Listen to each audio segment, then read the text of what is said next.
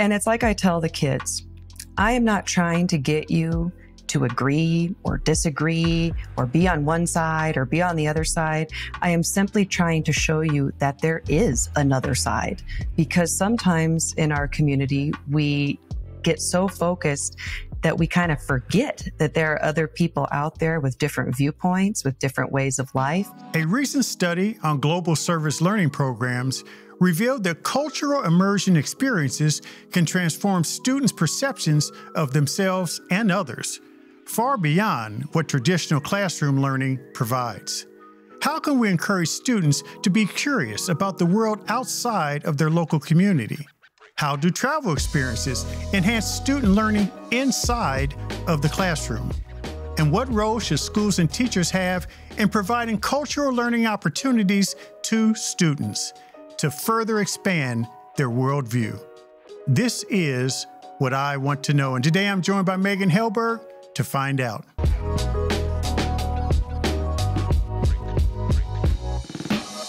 Megan Helberg is an English teacher at Loup County Public Schools, her alma mater, located in rural Nebraska, one of the poorest school districts in the nation. In 2020, Megan was selected the Nebraska Teacher of the Year. Megan is passionate about providing her students opportunities to learn about other cultures and ways of life. She believes we all can create good in the world, even while planted in a small community. Today, she joins us to discuss how we can encourage students to be curious about the world around them and discover how history might affect our future. Megan, welcome to the show. Thank you so much for having me. I'm honored to be here. Well, I'm honored, always honored to have great teachers. You're a former Nebraska Teacher of the Year.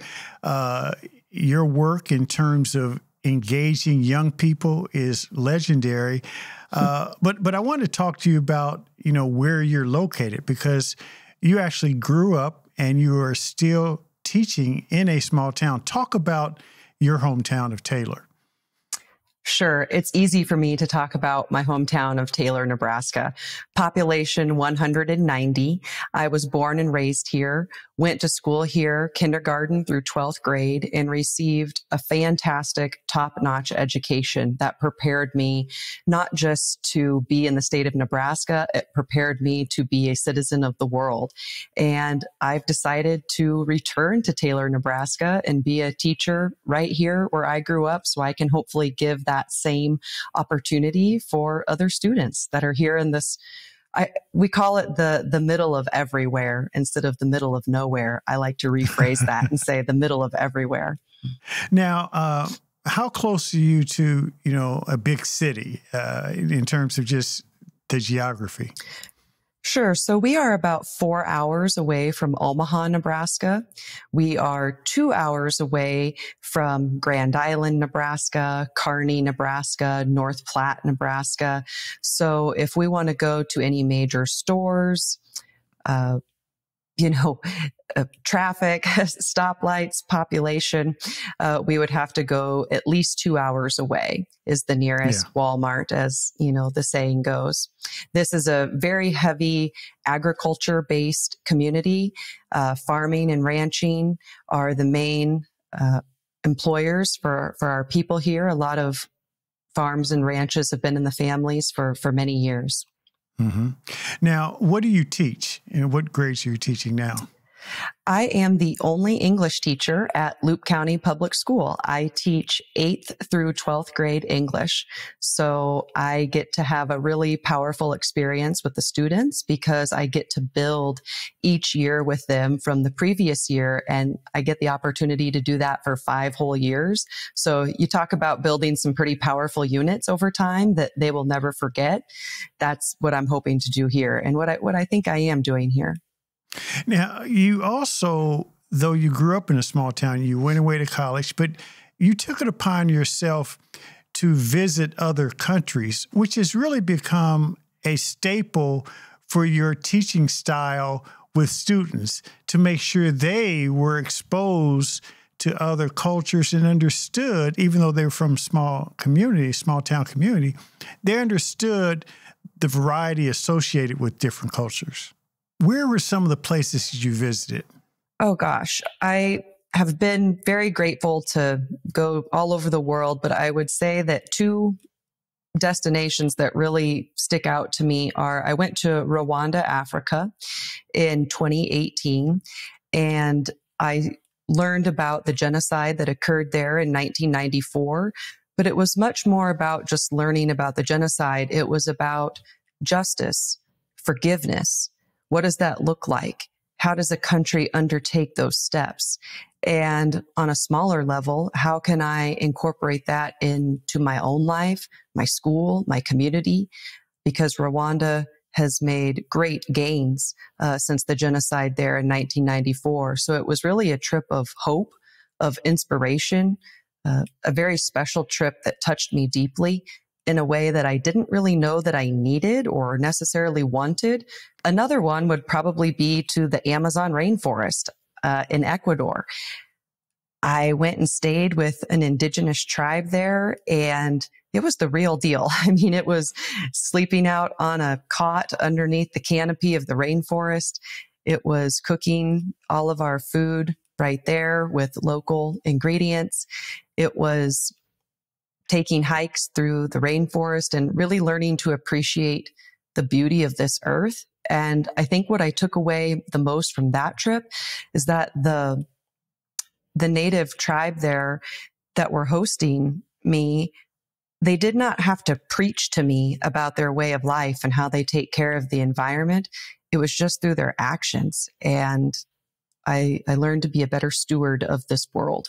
Now, I mean, those are fascinating experiences. And coming from the small town community where you were born and raised, and understanding your student population that you serve, how do you incorporate what you learn from those trips, you know, the Amazon, Rwanda, and other places, into your classroom instruction in a way that continues to engage the students you're serving? Well, I know that personally, I learn the best when I incorporate all 5 of my senses, when I can see it, when I can hear it, when I can smell it, when I can taste it, and so on, and touch it. And so as much as I would love to be able to take my students all around the world to these places, that's just not feasible. Even though I sometimes try, I'm not going to quit trying for that, but I want to try to bring back as much as I can of my experiences, but not just tell them about it, but show them about it. Bring in some foods, for example, do some cooking with them. Try to bring in people that I met from those locations and have them share their stories and experiences. I could say the same thing, but it's so much more powerful to hear it from the source or to hear from someone who is from those different parts of the world. And it's like they're basically local celebrities, I've actually had people from around the world come to my classroom right here in Taylor, Nebraska to help share with the students, not necessarily saying that this is right or this is wrong, but this is how I live. And it's a little bit different than how you live. And you know what? That's okay. Yeah. How do your students respond to those kind of presentations? Because no matter where we live, it could be in a small town or a big city, we tend to have this community focus based on the perspective and the worldview that we grow up in. And we're in a crazy time, politically and just practically. And folks are very sensitive. They're parochial about, their upbringing. And unfortunately, like it or not, a lot of people are closed-minded about opening and receiving different approaches and understanding different lifestyles. How do your students respond to these presentations from people around the world? And how have you seen it affect them even after the guest speakers leave? The students really respond well to the guests and visitors to the classroom. One, they are completely engaged. They are truly listening, which sometimes I feel like even adults have a hard time of truly listening. We're usually waiting to respond. So I can see the students really engage. They are listening. They are taking this stuff in. You can almost see the wheels churning, as these people are talking to them about their ways of life. And I think how it has carried on through the years, we've been doing this for a long time now. So throughout the years, students that have already graduated and have gone on to college and are now living, wherever throughout the world will message me and say, you know what? You know who I thought of the other day? So-and-so that you had speak to us when we were juniors. And you know what? I think I finally understood that line that he said at the end of his presentation. It took me 10 years, but I think I finally got it. So it's stuff like that's a true story that happened just a couple months ago, I may add. So it's stuff like that that's really, I guess, so amazing and reassuring that sometimes we may not think students are getting it right then and there. And you know what? Sometimes they don't have to. But as long as they are willing to let it stick with them, as long as they are willing to let it sink in and keep striving towards understanding, I would like to believe that most of them will get there, but they need those opportunities. And I see myself as that person to bring them those opportunities to this small rural community. And it's interesting, though, because in some rural communities, one of the challenges, and there are challenges if you work in an urban school district or a rural school district, but one of the challenges of teaching and working in a rural school district or a small town school district is something you've addressed head on. We talked about earlier is sort of the lack of cultural awareness and lack of cultural diversity, if you will. So it's interesting that you sort of focused a lot of your teaching methods on closing that gap. What led you to do that? And I know you traveled around the world and your parents encouraged that, but to make sure that was a big focal point of your teaching delivery style, what motivated you to take that on? Because that is one of the blind spots you see. Yes, absolutely. And I feel like for me, if I couldn't teach these subjects, I probably wouldn't still be in the classroom, to be quite honest. I feel that strongly about it. And it's like I tell the kids, I am not trying to get you to agree or disagree or be on one side or be on the other side.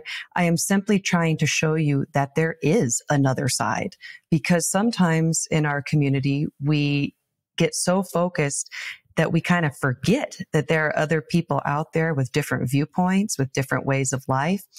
And so I just want to really bring that to the forefront, because I do not want my kids in my community, in my school, to be in the awful stereotype of, oh, those rural hicks, they're probably uneducated and have never been anywhere or never seen anything. Oh, no, that is not going to be this school. That is not going to be my students. And I want them, again, to have those opportunities that maybe they wouldn't have otherwise. And so I really try hard to say, one of these days you're going to leave here and you are going to encounter people of different races, of different religions, of different sexual orientation. And again, not asking you to agree or disagree with anything, but to simply be kind, be compassionate, be more empathetic. But they don't know how to do that if we've never talked about it beforehand. So we shy away so much in our culture of tackling the difficult issues. But here's how I like to approach it. Everything, it seems like, has to be a debate. There has to be a right and a wrong. I don't really want to debate anything. I want to discuss everything. So I tell my students there's a difference between debate and discuss. There doesn't necessarily have to get to a right and a wrong, but let's bring it to the surface and discuss it now. Some of your tough questions you may be embarrassed about, stuff you may not know quite how to word correctly. That's why high school exists. Let's do it now in an environment where I can help you. We can learn from each other. So then you are prepared when you leave here to have those difficult discussions if needed. I love that approach. And it is such a challenging time, as you know, for teachers all over the country because of the either or, right, wrong, political mindset. I find that in almost every show we talk about it, because as much as we want to keep the politics out of education, education is full of politics. And for instance, you're big on history. I want to ask you about a couple issues that teachers like you have to face, and it speaks directly to the point you were just making, Megan. You know, you really were fascinated by the Holocaust and making sure that people understood the history. And without getting into, as you said, I'm gonna take a page from your book, right or wrong. How do you deal with these emerging issues in your classrooms? Because they seem to be increasing in volume as opposed to decreasing in terms of just people raising them. Exactly. Well, I think the major part of it for me is being honest with my students. Sometimes I don't think we give enough credit to teenagers. They are pretty sharp and they're going to pick up on things. And so it's like, well, do we want to have this discussion together in a civilized, respectful, mature way? Or am I going to just ignore it and let them rely on hearsay from whatever they may be hearing from news, social media, other people? And so I think for me, the biggest step is honesty, courage, vulnerability, knowing that I myself do not have all the answers. I myself am confused a lot of the times about why this or that is happening. And knowing that we don't have to have all of the answers per se to still shift our minds and hearts. And we can do that as we go. We will continue to figure out more information. But I do think it's so important for me to be prepared and do my own research.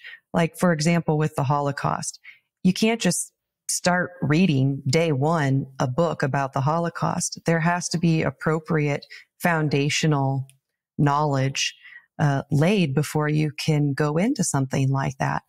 And I think that's where there's been some mistakes maybe in teaching, where we assume that the students maybe know too much, but I want to make sure that I've laid that appropriate foundation. So we do several activities before we even flip open page one of the book, and letting kids know that Jewish life was so much more than just the Holocaust, that there was a rich, vibrant Jewish community before the Holocaust and post-Holocaust, and making sure that I'm not just taking a very narrow glance at what I'm teaching, but making sure they can see the whole broad picture of kind of before, during, and after. But that requires some groundwork on my part.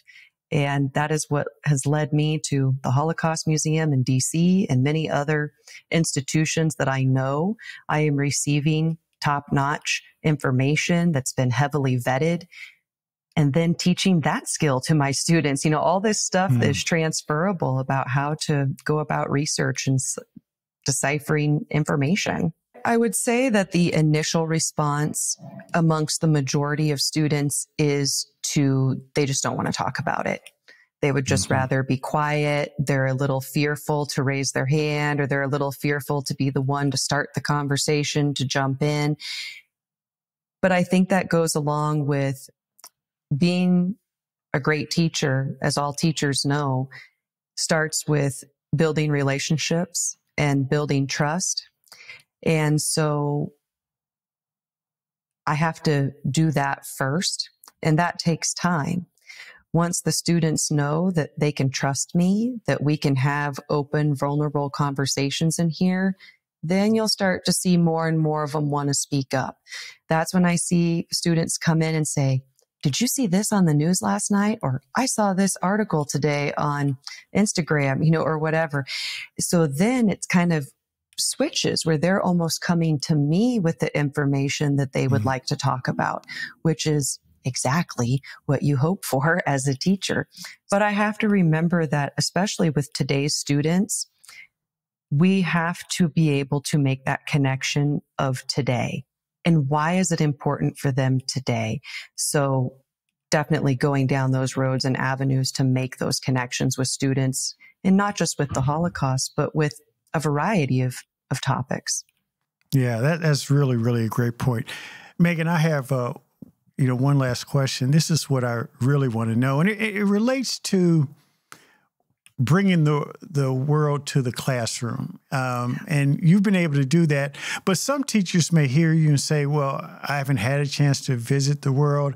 I haven't built relationships to bring in guest speakers.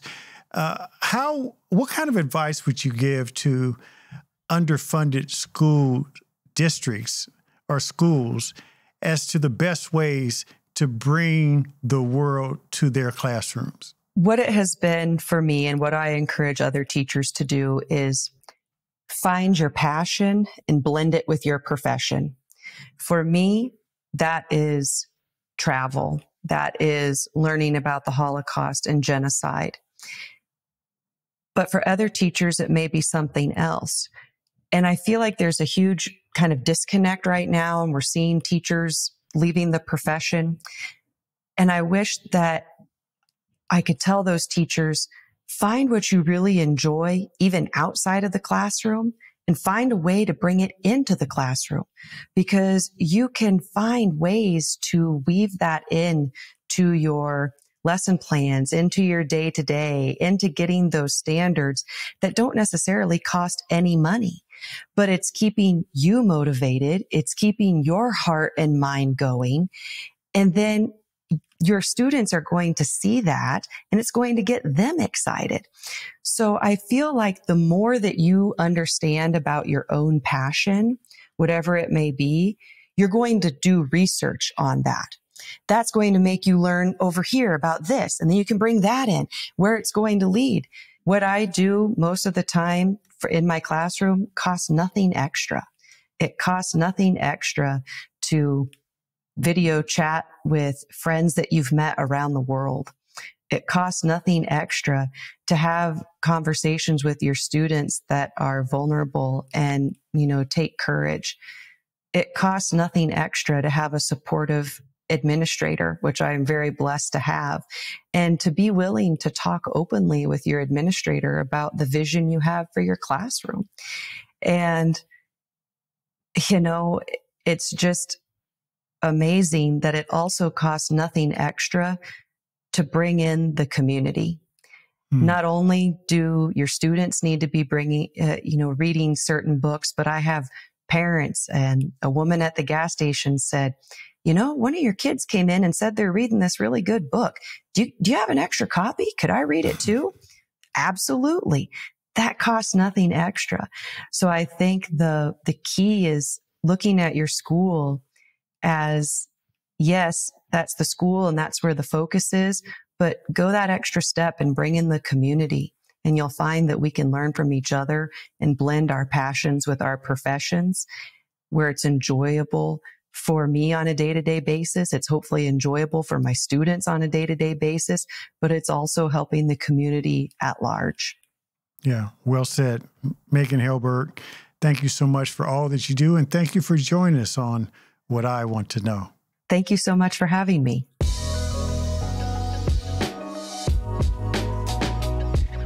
Thanks for listening to What I Want to Know. Be sure to follow and subscribe to the show on Apple Podcasts, Spotify, or your favorite podcast app, so you can explore other episodes and dive into our discussions on the future of education. And write a review of the show. I also encourage you to join the conversation and let me know what you want to know using hashtag WIWTK on social media. That's hashtag WIWTK. For more information on Stride and online education, visit stridelearning.com. I'm your host, Kevin P. Chavous. Thank you for joining What I Want to Know.